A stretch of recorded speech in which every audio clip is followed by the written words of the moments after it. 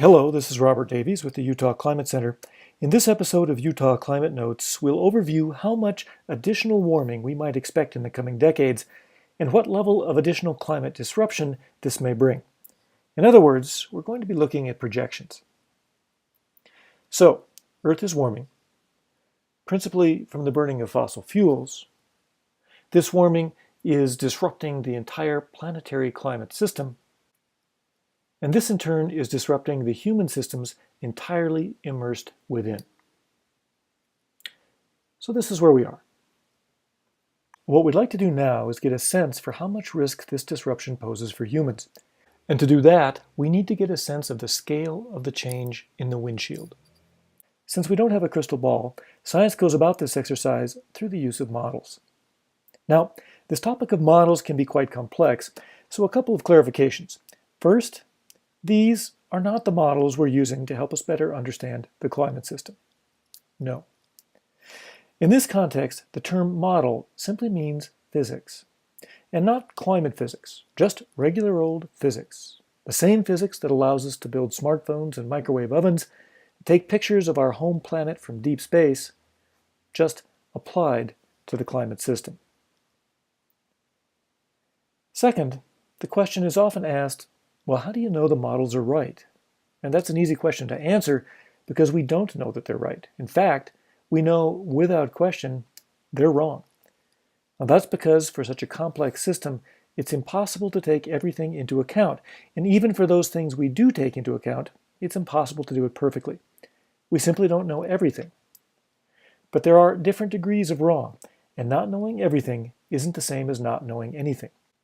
So while these models can't predict precisely every aspect of the changes ahead, they are helping us to make useful projections, to bracket a range of possible futures.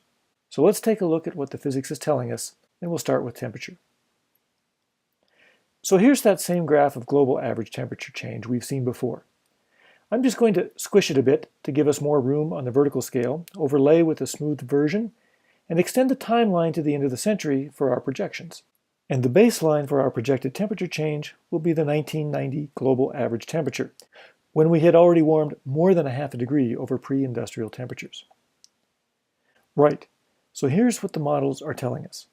That we can expect additional warming in the range of 1 degree Celsius up to 4.5 degrees Celsius by the year 2100. Well, that's quite a spread, and such a wide range of possibilities would seem to reflect a bit of uncertainty in the projections, tempting one to think that the modeling really isn't very good. But let's take a closer look. Some of the uncertainty is from natural variability. Remember, this has to do with the redistribution of energy between the oceans and the atmosphere.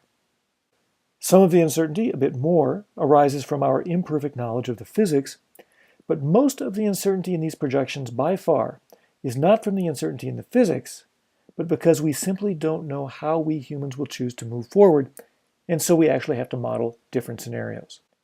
If we choose to move aggressively away from fossil fuels very soon, well, that's a low-carbon scenario, and we expect a smaller temperature rise, 1 to 2 additional degrees of warming by 2100.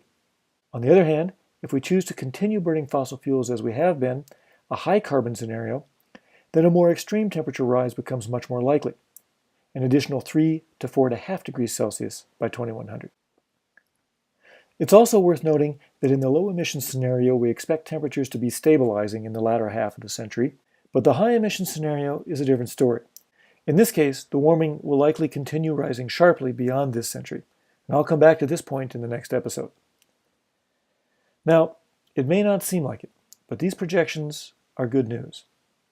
And that's because the physics is telling us that the change in front of us, and therefore the level of risk that we face, is still under our control, roughly speaking. Future temperature rise is determined by future carbon emissions. To help put the scale of our choice into perspective, I've constructed a little thermometer in Fahrenheit. You're welcome. On the left, 45 degrees Fahrenheit, Earth's temperature at the depth of the last ice age. On the right, 75 degrees, the warmest we believe the planet has ever been, about 55 million years ago.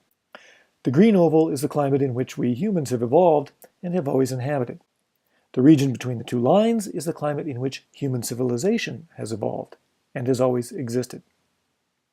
The purple oval is the climate to which we can expect to transition this century. That's the spread of temperatures we looked at in the previous graph. And the point of relevance, of course, is that the ovals do not overlap, even on a low emission scenario. In other words, we are in the process of leaving the human climate.